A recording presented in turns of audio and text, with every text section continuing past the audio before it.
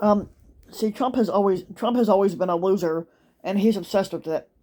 So basically, Donald Trump has made clear time and time again that, in his view, the worst thing that can happen to a person is to be judged a loser, which he's always been a loser. He's been a loser his whole life. In the 2020 presidential election, he was in fact a loser, but his narcissism and his incredibly fragile ego that undergirds it won't allow him to accept the reality that he is one. He spent the last year and a half attempting to overthrow the election in an effort to make himself the winner, and after that effort failed, he started rewriting the narrative, portraying himself as a victim of the crime of the century. He's not a victim. He lost, and he needs to get the fuck over it. So almost every public comment that Trump makes these days is focused on the election. The former squatter said in a statement last week that his vice squatter, Mike Pence, should have overturned the election, which Pence had no right to do. He had no power to overturn the election. But in a Klan speech, he indicated that if he were to become a squatter again, he would likely pardon the people who participated in that Klan insurrection on January 6th of 2021, that where they violently stormed the Capitol to stop the certification of the election, and part of his ongoing effort to turn insurrectionists and those charged with seditious conspiracy into martyrs, which they weren't. Um, he also warned that he would incite unrest if the prosecutors who were investigating him and his business took action against him. Trump's mind has no room to entertain any other thoughts, or at least not for long. His defeat is his obsession.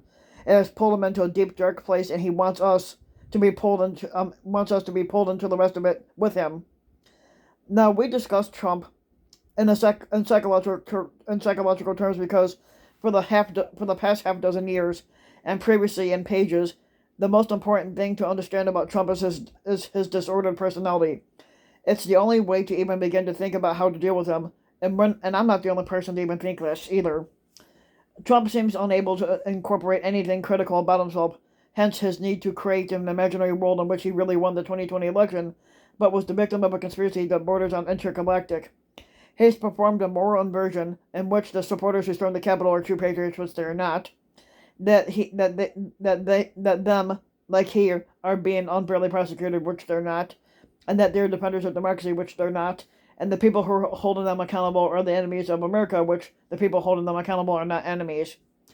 Another reason Trump's mindset matters is that millions of his sycophants that are passionate, committed, incensed, aggrieved, and absolutely sure they are right and righteous, which they're not, have entered his hall of mirrors. To understand the GOP, one must understand how Trump thinks. It's true that his hold on the party has weakened since he left. That was inevitable, but he's still far and basically away the dominant figure in the GOP, and at this juncture at least, he's most likely the Scotterall nominee in 2024, which we don't want him to be. As Shane Goldmacher and Maggie Haberman of the New York Times put it, the Republican Party is very much Trump's party, transforming his lies about a 2020 election into an article of faith and even a litmus test that he's seeking to impose on the 2022 primaries with the candidates he backs. He's the party's most coveted endorser and its top fundraiser and the polling frontrunner for the 2024 Scotterall nomination. The Trump era has conditioned many in the Republican Party to think like he does, and those who don't are too afraid to speak out against his malicious transgressions. Even Republican Senator Susan Collins of Maine, who voted to impeach Trump, she basically is a Republican, but she represents a blue state, but she's not up for re-election, and who clearly views Trump as a threat to American democracy. And she bobbed and weaved when she was asked if she would support Trump in 2024. The proper response that I would have given would be a fucking course not. As if to prove that the GOP is now an instrument of Trump's obsession. Late last week, the Republican leaders meeting in Salt Lake City censured Representative Adam Kinzinger and Representative Liz Cheney because of their work on the January 6th committee. The Republican National Committee also announced that it would fund Cheney's primary opponent. Now, Cheney and Kinzinger had engaged in the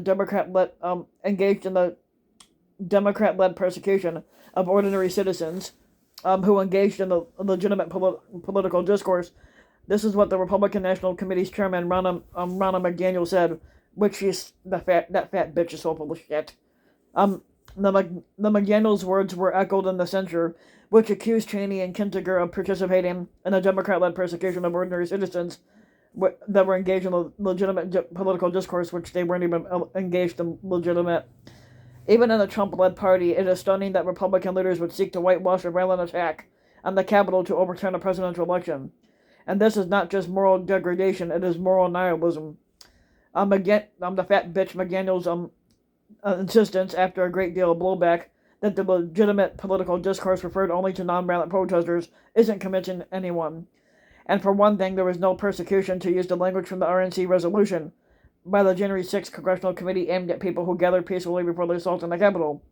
And for another, Trump's dangling of a pardon could apply only to those who were arrested for attacking the Capitol, and in a resolution in which the events of January 6th were central, the RNC did not see fit to say a single fucking thing about the violent mob that stormed the Capitol, and that itself was quite telling. Amanda Carpenter, who once worked for Senator Ted Cruz, put it well. The fact that the RNC is censuring Cheney and Kinzinger for investigating January 6th and not condemning Trump for causing January 6th is absolutely fucking demented. Even the Wall Street Journal editorial page felt compelled to issue this warning. Republicans should not get within 10 miles of defending the Capitol riot. And what is there to be gained by the RNC's indulgence of President Trump's the former squatter Trump's vendetta?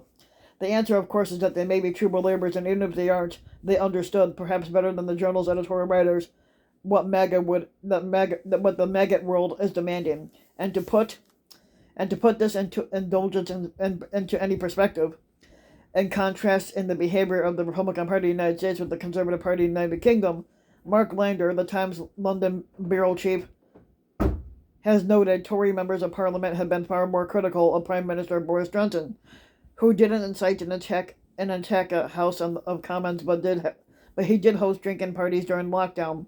Then the Republicans have been critical of Trump, and the Tory party understands the distinction between the partisan loyalty and craven, unpatriotic fealty. The Republican Party does not.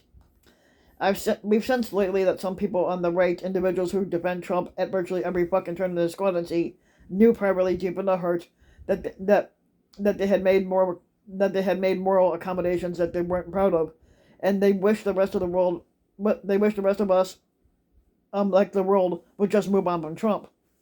The media coverage of the former squatter brings to the foreground the cost of their Faustian bargain.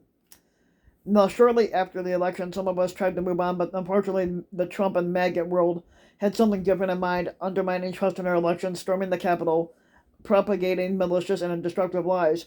And there is now an entire media industry, right-wing Inc., built around the distorted and disturbed mind of Donald Trump. A wise conservative friend basically has said, and they're a critic of the left, and they have been a critic of the Democrats, recently said, at the elite level, the Republican Party is much worse than the Democratic Party is when it comes to the health of American democracy. It is led by and defined by Trump, who wants to attack our institutions at every fucking level. And so he does, and so he has. And Trump is dangerous. His mind disordered before, but now he's become even more dangerous, and his mind even more disordered. Now, he's obsessed and enraged and consumed by vengeance and moving us closer to political violence. Now his behavior needs attention, not because of the past, but because of the future. A second Trump squatterable term will make the first one look like a walk in the ballpark, and that could be even worse. So if you like the video, give the video a like and subscribe to my channel, RBW King. And if you want to support my work even further, you can go to the About section on my YouTube channel, and there's a Patreon link if you want to support the work even further, and you can donate to Patreon. I hope you guys enjoyed. So, yeah.